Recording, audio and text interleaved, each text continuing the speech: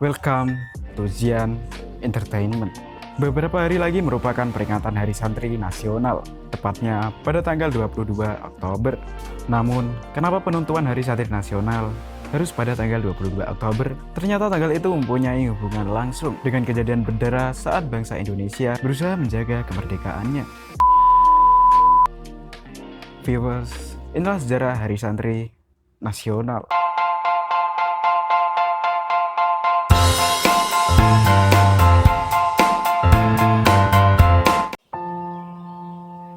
Hari Santri Nasional atau HSN diperingati setiap tanggal 22 Oktober setiap tahunnya. Peringatan Hari Santri Nasional ditetapkan oleh Presiden Joko Widodo pada tanggal 25 Oktober 2015 di Masjid Istiqlal, Jakarta. Hal tersebut berdasarkan keputusan Presiden nomor 22 tahun 2015. Penetapan ini dimaksudkan untuk meladankan semangat jihad kepada para santri tentang keindonesiaan yang digelurakan para ulama. 22 Oktober dipilih karena bertepatan dengan satu peristiwa bersejarah, yakni seruan yang dibacakan oleh pahlawan nasional Kiai Haji Hasyim Asy'ari pada 22 Oktober 1945. Pada tanggal tersebut, Kiai Haji Hasyim Asy'ari menyerukan perintah kepada umat Islam untuk berperang atau berjihad melawan tentara sekutu yang ingin menjajah kembali wilayah Republik Indonesia pasca proklamasi kemerdekaan. Sekutu yang dimaksudkan adalah Inggris sebagai pemenang Perang Dunia II untuk mengambil alih tanah jajahan Jepang. Sementara itu, di belakang tentara Inggris terdapat pasukan Belanda yang ikut membonceng. Selain itu, aspek lain yang melatar belakangi penetapan Hari Santri Nasional adalah adanya pengakuan resmi pemerintah Republik Indonesia atas peran besar umat Islam dalam perjuangan merebut dan mempertahankan kemerdekaan serta menjaga negara kesatuan Republik Indonesia. Makna santri sendiri identik dengan istilah pondok pesantren.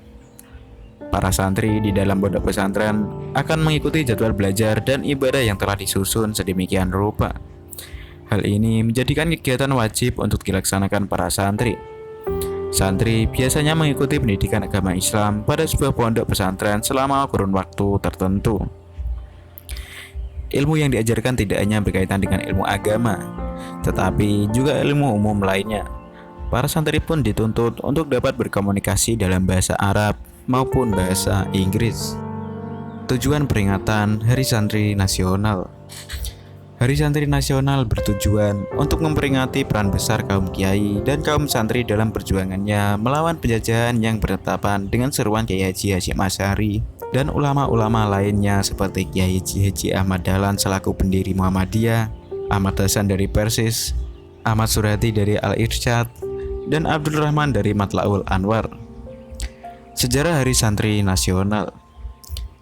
Sejarah Hari Santri Nasional sangat berkaitan erat dengan peristiwa bersejarah bangsa Indonesia.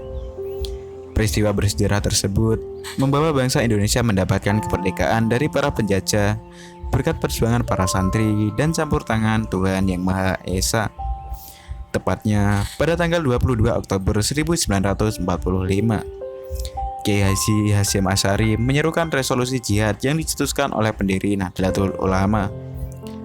Seruan tersebut dilakukan untuk mencegah dan menghalangi kembalinya tentara kolonial Belanda yang mengatasnamakan Netherlands Indies Civil Administration atau NICA. Saat itu, Kiai Haji Hasyim Asy'ari menyerukan jihad dengan mengatakan bahwa membela tanah air dari penjajah hukumnya fardhu ain atau wajib bagi setiap orang. Seruan ini membakar semangat para santri Surabaya untuk menyerang markas Brigade ke-49 Maharata pimpinan Brigadir Jenderal Albertin Walter Sultan Malabi. Pada pertempuran tersebut, Jenderal Malabi tewas dalam pertempuran yang berlangsung 3 hari berturut-turut.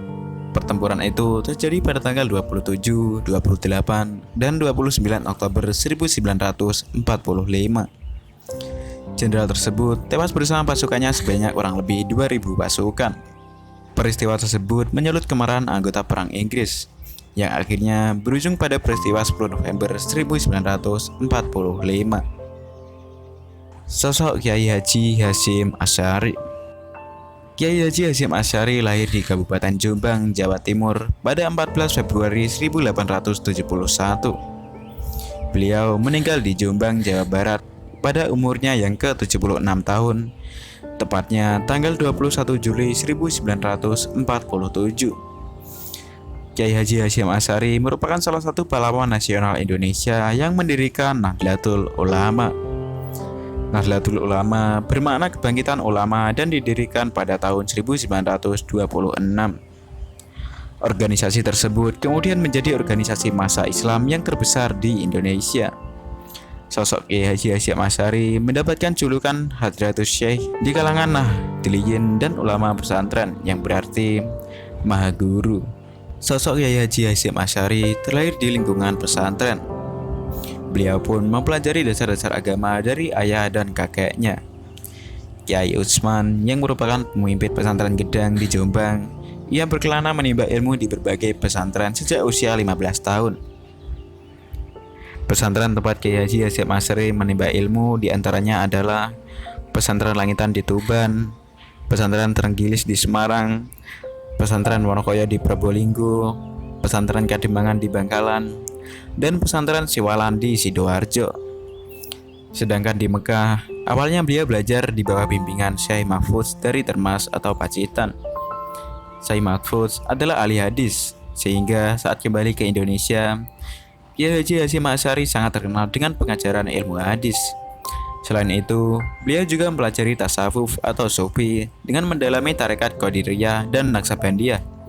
Sepulangnya dari Mekah pada tahun 1899, Kiai Haji Hasyim Asy'ari mendirikan pesantren Tebu Ireng. Pesantren ini kemudian menjadi pesantren terbesar dan terpenting di Jawa pada abad 20. Pandangan Kiai Haji Hasyim Asy'ari mengenai Al-Sunnah wal Jamaah yakni tidak dapat memiliki makna tunggal, tergantung perspektif yang digunakan. Setidaknya terdapat dua perspektif yang digunakan untuk mendefinisikan Al-Sunnah wal Jamaah, yakni teologi dan fikih. Melalui karya-karyanya dapat disimpulkan bahwa Al-Sunnah wal Jamaah pada dasarnya lebih mengandalkan pola keberagaman bermadzhab kepada generasi muslim masa lalu yang cukup otoritatif secara religius. Resolusi jihad. Para ulama selalu mengawal kemerdekaan Indonesia. Bahkan setelah kemerdekaan, para ulama tetap mengawal kemerdekaan Indonesia. Hal ini ditujukan oleh kepahlawanan Kiai Haji Hasyim Asy'ari dengan fatwa jihadnya pada 14 September 1945. Resolusi jihad diputuskan dalam rapat Konsul NU se-Jawa Madura. Isi dari resolusi jihad tersebut diantaranya: 1. Kemerdekaan Indonesia wajib dipertahankan. 2. Umat Islam, terutama warga NU, wajib mengangkat senjata melawan Belanda dan kawan-kawannya yang hendak kembali menjajah Indonesia. Dan 3. Kewajiban tersebut adalah jihad yang menjadi kewajiban bagi setiap orang Islam dalam jarak radius 94 km, yaitu jarak di mana umat Islam dapat melakukan sholat jamak dan qashar. Sementara itu, bagi mereka yang berada di luar jarak tersebut, wajib membantu saudara-saudaranya yang berada dalam jarak 94 km tersebut. Dampak resolusi jihad. Resolusi jihad ini berdampak sungguh luar biasa. Puluhan ribu kiai dan santri berperang melawan tentara sekutu. Sebanyak 15.000 tentara sekutu dengan persenjataan serba canggih tak mampu menghadapi pasukan perlawanan pasukan kiai dan santri. Brigadir Jenderal Malabi pun tewas dalam pertempuran yang berlangsung 3 hari berturut-turut, yakni pada tanggal 27, 28, dan 29 Oktober 1945. Hal ini membuat marah Angkatan Perang Inggris, sehingga ujungnya terjadi peristiwa pertempuran 10 November 1945 yang kemudian diperingati setiap tahunnya sebagai Hari Pahlawan. Meskipun penetapan Hari Santri Nasional dilatar belakangi oleh resolusi jihad yang diserukan oleh Kiai Haji Hasyim Asy'ari yang merupakan pendiri Nahdlatul Ulama, tetapi peringatan ini tidak dimaksudkan untuk kelompok atau golongan tertentu. Peringatan Hari Santri Nasional di Indonesia harus dimaknai sebagai upaya peningkatan nasionalisme di kalangan umat Islam yang sudah ada sejak zaman penjajahan dulu. Peran umat Islam sendiri pada masa penjajahan dapat terlihat dari banyaknya pahlawan yang melandaskan perjuangannya atas dasar agama Islam. Banyak para kiai atau para pemuka agama Islam dan raja-raja Islam yang turun dan memimpin peperangan melawan para penjajah. Akhir kata, semoga peringatan Hari Santri dapat dimaknai dengan baik oleh umat Islam maupun non-Islam di Indonesia. Dan semoga rangkuman tadi dapat dipahami dan bermanfaat bagi kita semua.